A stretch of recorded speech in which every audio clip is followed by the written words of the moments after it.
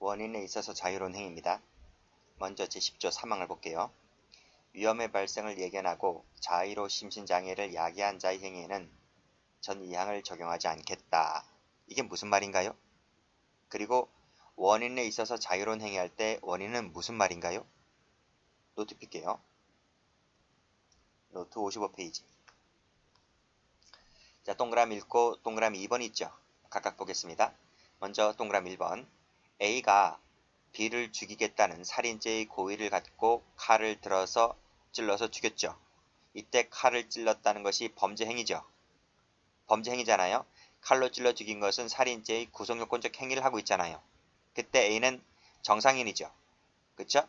정상인, 즉 책임 능력자가 살인죄의 구속요건적 행위를 실행하고 있죠. 다른 말로 뭐라 그래요?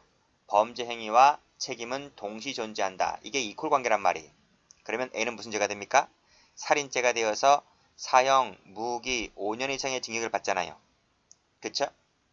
근데 A가 가만히 생각해보니까 이렇게 찔러 죽이는 것이 좀 약간 억울할 수 있어요. 자기는 그렇게 생각하는 거예요. 왜냐하면 이렇게 죽이게 되면 나는 죄값을 다 달게 받게 되기 때문에 가만히 보니까 10조 1항하고 10조 2항이 있대요. 10조 1항은 심신상실자가 되어서 벌을 받지 않죠.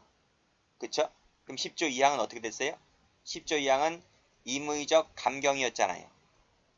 어쨌든 감경될 여지가 있잖아요. 이 좋고 좋은 조문이 있는데 굳이 내가 맨정신으로 이렇게 찔러 죽이게 되면 나는 좀 억울하잖아요. 그쵸?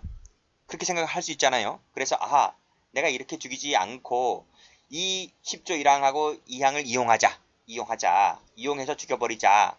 그러면 나는 벌받지 않을 수도 있고 감경될 수도 있고 이렇게 생각할 수 있잖아요. 그쵸? 그래서 자 2번 그림 갈게요. 야 이렇게 죽이지 말고 이렇게 죽이자 이거요. 그래서 A가 정상인이었어요. A가 정상적으로 갖고 정상적인 책임 능력자였죠. 이 B라는 놈 죽여버리자 이렇게 생각했던 거예요.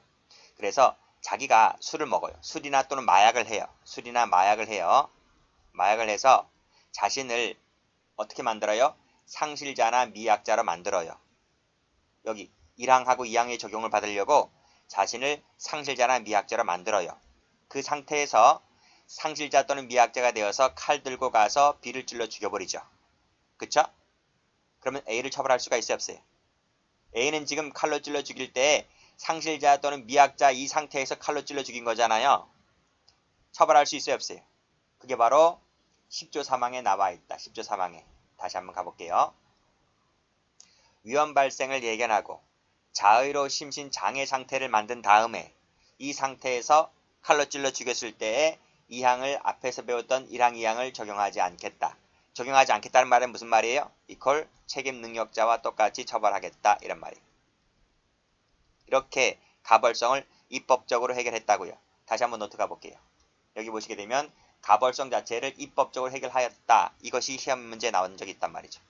그러면 입법적으로 해결했긴 했는데 그 근거가 어디에 있을까? 그 근거는 어디에 있을까라고 해서 이건 조문에 없죠. 근거는 조문에 없죠. 근거는 조문에 없기 때문에 밑에 나와 있는 이렇게 이론이 다 터지게 되는 거예요. 그래서 자 일단 이 근거를 설명하기 전에 일단 개념부터 다시 한번 가볼게요. 자 쭉 가보시면 교재 다시 와볼게요. 책임 능력자가 고의 또는 과실로 자신을 심신상실이나 미약 상태에 빠지게 한 후에 이 상태에서 범죄를 실행하는 것을 말한다. 예를 볼게요. 사람을 살해할 목적으로 술을 먹어요. 그 상태에서 칼로 찔러 죽였다라고 했을 때 이건 고의로 자기 자신을 그렇게 상실 상태로 만드는 거잖아요. 그렇죠? 두 번째 사례. 운전해야 한다는 것을 망각하고 음주운전하다가 사람을 치워 죽이죠. 이게 음주운전이에요. 음주운전. 그렇죠? 이건 과실이죠. 과실. 그래서 이 사례 10조 사망에 해당하는 사례는 고의든 과실이든 두 가지 사례가 다 있어요. 그쵸? 자 그러면 책임주의 관계 볼게요.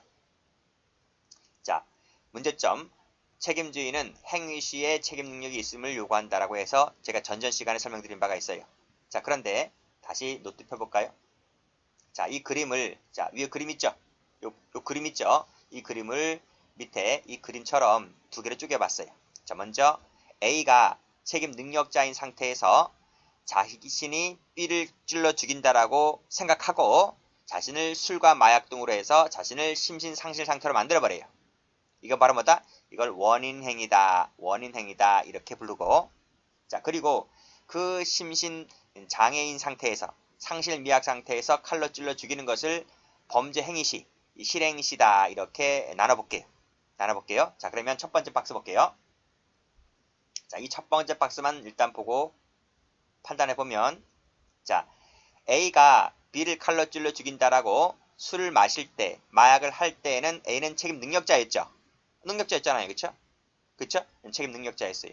근데 A가 B를 칼로 찔러 죽인다라고 생각하면서 술을 마시는 것이 살인죄의 구속요건적 행위가 아니잖아요.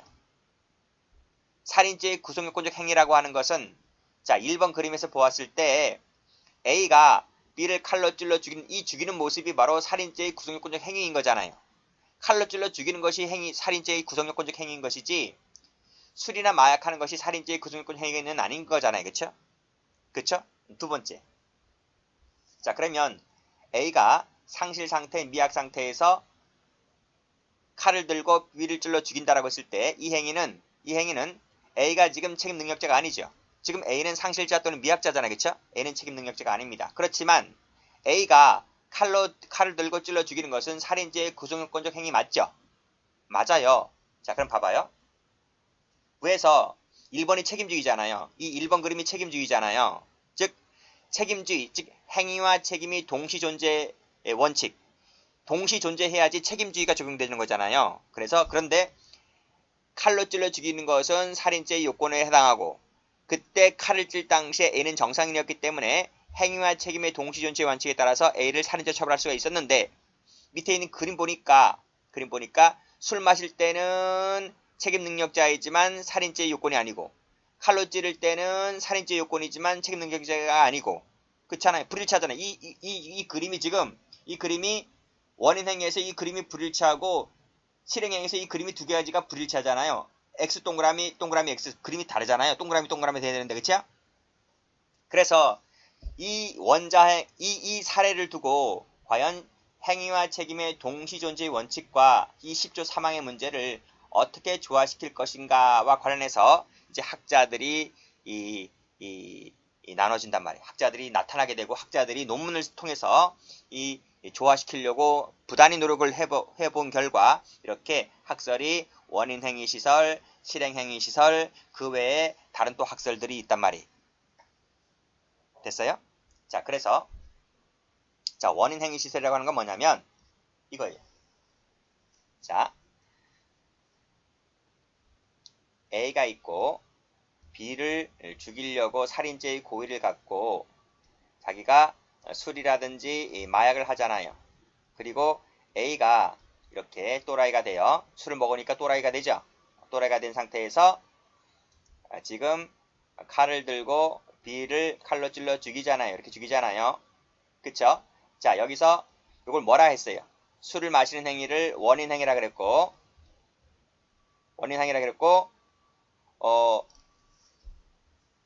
그랬잖아요. 근데 이 원인행위 시설이라고 하는 건 뭐냐면, 자, 행위와 책임의 동시존재 원칙을 위해서 어떻게 조화시킬 거냐라고 물었잖아요. 그쵸? 근데 이 원인행위 시설은 이 행위와 책임의 동시존재 원칙이라고 하는 것은 형법상의 대원칙이기 때문에 절대로 깨어져서는 안 된다는 거예요. 이건 어떤 경우라 할지라도 예외가 있어서는 안 되기 때문에 이것은 이 동시존재 원칙은 이 사례의 경우에 있어서도 절대적으로 유지가 되어야 한다는 거예요. 그러면 유지가 된다라고 했을 때, 그러면 이 동시존재 원칙을 이 사례에서 어떻게 적용시킬까? 그러니까 술을 마시는 것 자체가 원인행위이면서 이걸 유지시키려고 하면 이 술 마시는 것 자체가 뭐다? 살인죄의 실행에 착수라고 보아야 돼요. 그래야지 이것이 뭐예요? 행위와 책임의 동시존재 원칙이 유지가 되는 것이고, 이 자체가 곧 뭐다? 살인죄의 실행행위다. 이렇게 보는 거예요. 그래야지만 이것이 바로 뭐다?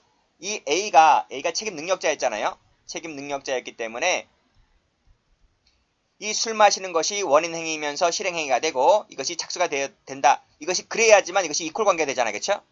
그렇죠? 그러니까 이 학설은 약간의 무리수를 두는 거예요. 이 원칙은 대원칙이기 때문에 칼로 찌르는 이것이 착수가 되는 것이 아니라 그 앞 단계에 해당하는 술 마시는 것이 착수다. 이것이 실행행위다. 이렇게 두는 거예요.